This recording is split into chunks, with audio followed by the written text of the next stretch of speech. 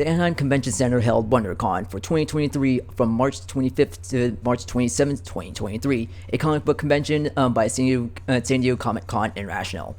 WonderCon features exhibitors ranging from comic book retailers of cheap and or high-grade books, independent publishers, artists selling their art, collectible manufacturers and their retailers, and comic book studios as well, along with panels and games about comics, TV shows, movies, production process of those mediums, and a lot more. I went last year in 2022. I was mellow for his first year back from the 2020 closures. Perfect for someone for his first convention like for me. This year was so much bigger, a lot more attendees, a lot more exhibitors and panels. I'm really excited. Let's go check it out. I'm Ansel, and welcome to Ansel Travel. For the badge prices, it was on Friday. For Friday was $45, Saturday was $55, and Sunday was $35, along with eye-watering $10 badge processing fee as well, which they never had last year or any other times before, so that's very interesting. But I'm still not. Maybe it was to help pay for their scheduling app called Sedge that they use. So, which even like when you cap it out on their slider, is maxes out to $4,800 for up to 5,000 attendees, which was I'm sure was a lot more than 5,000 that were there. So, well, especially there's a lot since there was like a lot of things on the schedule as well for panels, events, games, and stuff like that was going on for WonderCon. So it definitely needed like a scheduling system that has like every single thing and how it all works. So kind of it justified it there. I attended WonderCon's 2022 show when it first returned from the 2022 pandemic closures. Talking to some of them back then, they said it was much smaller, and it was like much smaller count there for all the exhibitors and signings and pretty much in everything and everyone in general. And especially didn't have any of the big name publishers such as like Marvel, DC, and Dark Horse there as well for all the comic book publishers. But maybe just saving stuff for Comic-Con. For San Diego Comic-Con later that year, compound it smaller to the smaller exhibitor accounts, which is this year is going to be much more bigger and also was much more crowded for sure. How did WonderCon come to be? What is now WonderCon started in 1987 in Oakland, California at the Oakland Convention Center by comic retailer John Barrett, with a comic book convention called the Wonderful World of Comics Convention. Then a few years later, shortened to WonderCon. It was held at the Oakland Convention Center with current capacity of over 100,000 square feet of event space. Over time, it grew up in popularity and definitely needed to get a bigger home. And then in 2002, Mr. Barr gave management to Comic-Con International, who also runs San Diego Comic-Con there as well, especially since I'm sure it was a bit unwieldy for him for one person to manage all that. So definitely with Comic-Con International there to help really grow the show a lot more. Which in this case, they went to the Moscone in San Francisco for 2003. And then there was construction there at the Moscone Center to expand it more, but I'm sure there was even a lot more crowded and a lot more popular, can't even hold it there as well in general. So then from there, it was, even though like modern day right now is like over 500,000 square feet, now they moved to Anaheim's, which is currently now 1.8 million square feet. So, with all the spaces and arena. Of course, and making the move there permanent due to population and size there. But then to make sure that it was at the 1.1 million square feet of the space there, the Anaheim Convention Center had to move the show from Anaheim to Los Angeles Convention Center, which is 720,000 square feet, and then which I went there for like one other conventions there as well. And it's pretty big, but of course, it's not Anaheim Convention Center or San Diego big. So, and then with the completion of the new expansion, it is the Anaheim Convention Center is 2.5 times bigger than the Los Angeles Convention Center. So LA will never get WonderCon back now. WonderCon is akin to San Diego Comic-Con, as it's run by the same company, or it can be said it's a little sibling of the San Diego sibling, as held in the San Diego's Convention Center's 2.6 million square feet of event space, with festivities spilling out into the adjacent waterfront areas and hotel event spaces. I've not gone to San Diego Comic-Con yet. From what I've seen online, it's just 4 days of pure chaos, fun, and lots of lines, and nearly impossible to get into any program panels there. Even if you don't have However, if you don't even have any badge there, you can still go to many sponsored areas around downtown area. That's especially want to do that for this year. However, a lot of the attendees that I talked to when I was at WonderCon, they said pretty much that that San Diego Comic-Con has become one giant media industry advertising campaign because it's all sponsored for the most part there. So, but of course, something like that is not cheap to pull off anyways, and you do need a lot of sponsors to help cover costs there, unless you want to up the rate a lot more for the badges. And however, for like WonderCon, it is much smaller and it's a lot more about the comic books instead of just the media. And you can actually meet and greet artists much easier, and especially there's a lot more seeing programs. So you can actually be in the room, not just be like watching it on the TV. It's like, I think I see what I see on TV there for that. But yes, so I am excited. So I was really excited to go there, and especially with all things I get to know about it, it was really cool to go to.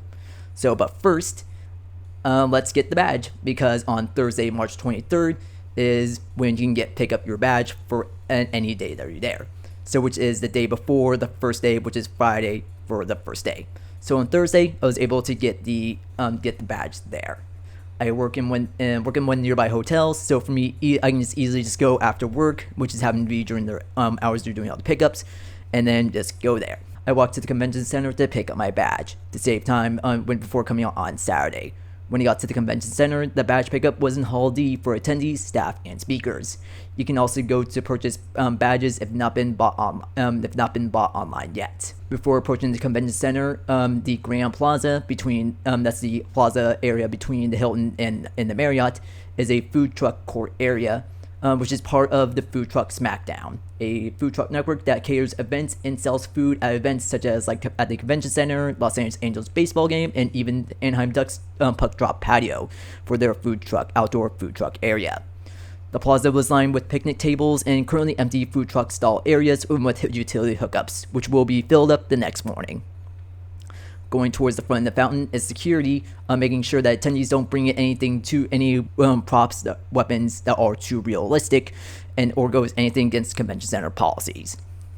The fountain in front of the convention center is a great photo op for attendees, especially if they're in costume, since it's a large open area where everyone can gather around for a group photo, which we will see later when I go there on Saturday. Next is the convention center, approaching B and C, with Hall A to the right and Hall D to the left, which in this case is where badge pickup was. Before entering the building, you should have security staff if you bought your badge online and can proceed with the pickup area. Attendees who paid online can go straight to the attendees pickup area, and with many available volunteers to get their badges. Then you scan the QR code or barcode that's on the scanner for your badge, verify your ID, and then the attendee will print out the badge to put in the badge holder, and they can pick up. And then down the line, you can pick up a lanyard along with the bag with Knights of the Zodiac. I wonder how much money they spend on advertising, which on the other side is WonderCon, along with the guide as well. For there, and then you get that, and then you're pretty much good to go. If it's just badge pickup day, then just pick up your badge, then you just head back to your hotel or wherever you're going. For me, afterwards, just heading back home. So then afterwards, I was ready to go, and then took a picture outside my WonderCon badge saying, "I'm ready for Saturday." Something like that. Yeah. And now for Friday. On weekends, I work from 6 to 2:30 a.m. When hotels nearby. Saturday will give me plenty of time to take in WonderCon after work. However, I had to wait to the next day. Attendees for Friday only, and 3-day passes start today.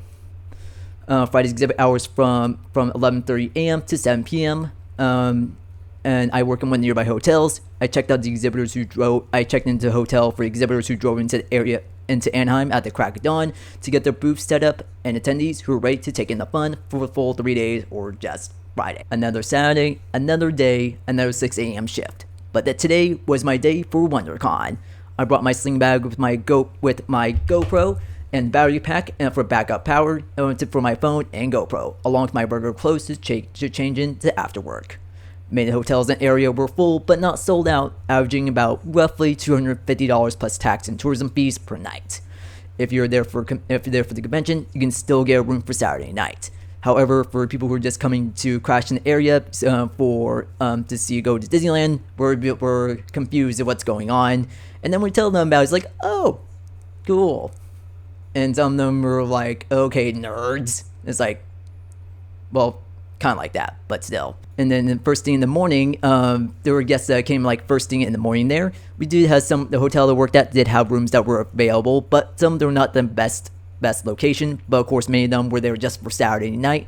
So they didn't mind there. If it was available, they're okay with that. Then there you go. Here's your keys. Have fun and have a great day. At the end of my 2:30 p.m. shift, I changed to my regular clothes and went to WonderCon. And no, I didn't wear a costume, but I wanted to now, as there were so many attendees who wore costume / cosplay / what Comic-Con International calls its masquerade. I would say last year there were like about 10% who wore costumes, but now there was like well over, I don't know, 70% I would say, but pretty much a good majority of people wore some level of cosplay costume there. But definitely wanted to go this year, so especially want to have these guys, i.e. Pokemon, and be like a Pokemon trainer for like that there. Especially a little Oshawott over there in Quaxley. First was going through the Grand Plaza food truck area, which was packed and hard to get through as the food line spilled into the walkways, and everyone was going in different directions. After getting through the crowds, you go through the general security point where the security staff does a quick visual check for anything dangerous and checks costume props and see if they're safe enough to be let in.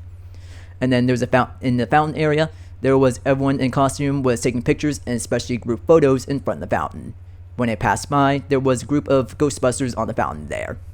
Since I already got my badge, I was able to walk straight into the convention center exhibit hall floors. And then for the convention center is 1.8 million square feet, and encompasses pretty much the majority of there. For most of it is public, some of it is not. Through the convention center doors, the exhibit halls was straight ahead, while the upper levels hosted many of the meeting spaces there.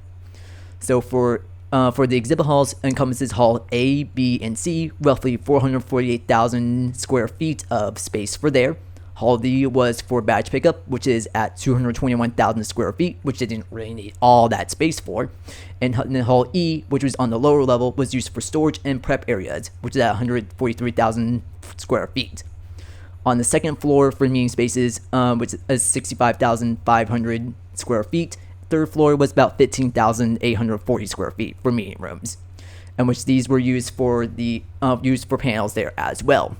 The convention center arena, which has like 7,500 seats, I'm sure a lot of that was not used maybe for some of the panels there, but was still used for panels, as well as the North Halls was used as well, which I'm not sure to what extent was actually used for some of the programs, but I'm sure a good amount of it was still used there as well. Since it was their midday, the exhibit halls were packed. In fact, at noon, WonderCon Instagram page says that the Anaheim Convention Center parking lot garage was full and recommended parking elsewhere, including Disneyland's Toy Story parking lot across the street of Harbor Boulevard. In the exhibit halls, they were ranging from artists and their larger collectives, collectible designers, resale shops and video games collectibles for crazy markup profits, comic book shops that sell cheap books for like $5 or less, comic book shops that sell high-end mint condition books, companies that sell that graded books and trading cards, enthusiast hobby groups, and so many more. The exhibit halls were so packed, it was so hard to navigate the walkways. If some people stopped in their tracks, it would cause a traffic jam. And when I walked around for a couple hours and captured all on my GoPro. And pretty much you can see also everyone in their costume cosplay as well. So also as well, for all that, I will also post a separate video that's just taking in of all stuff from WonderCon.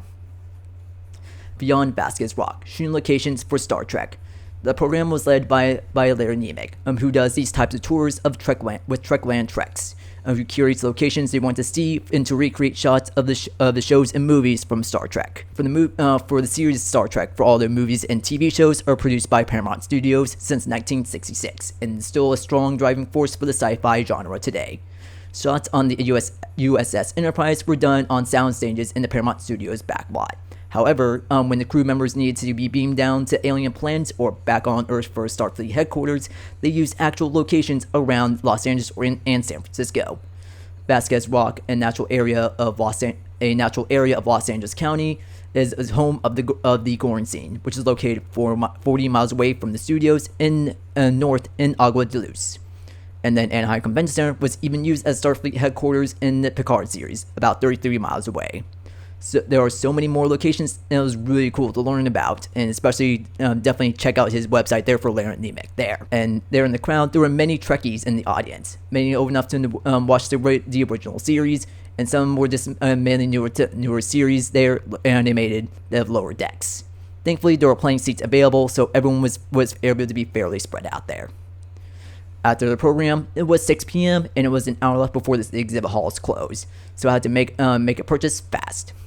My first purchase was a Japanese capsule ball stand with many different machines with different video games, TV shows, and movie series.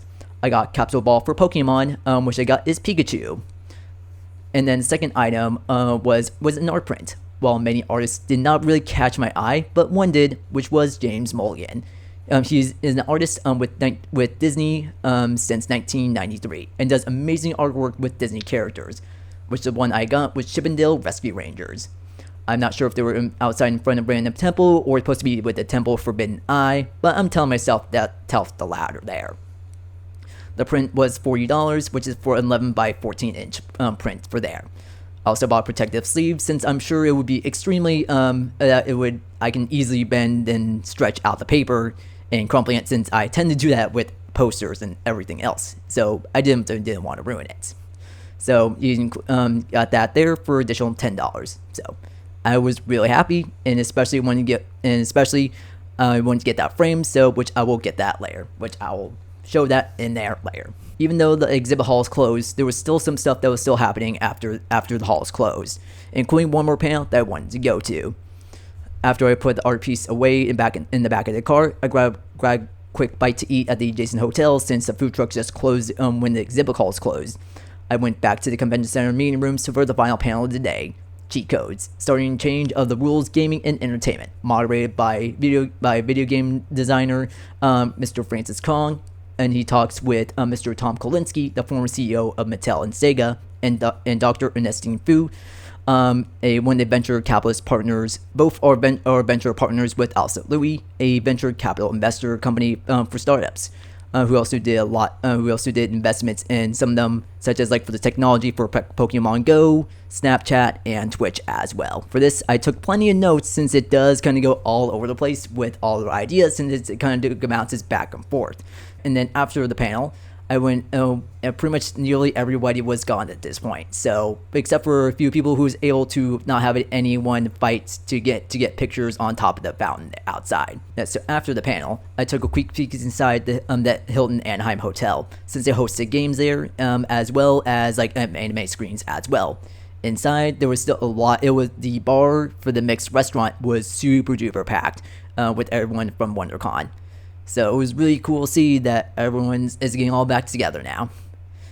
And then on the second level of the event spaces where they're holding some of the games and the anime screening. However, I was not interested in both. And especially it was really late and I got work the next day at 6 a.m. So definitely got to head straight back home there.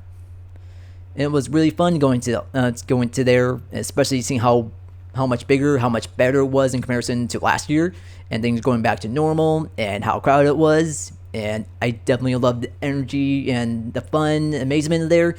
However, it just won't be the same as going to San Diego Comic-Con. But I feel like I just want to go there because just to feel the energy and all the things that's going on there will just be really amazing. So I definitely am excited to see about going just to go outside of San Diego Comic-Con, which I will be there in July. So for that, thank you for watching. I'm Ansel. Thank you for watching Ansel Travel.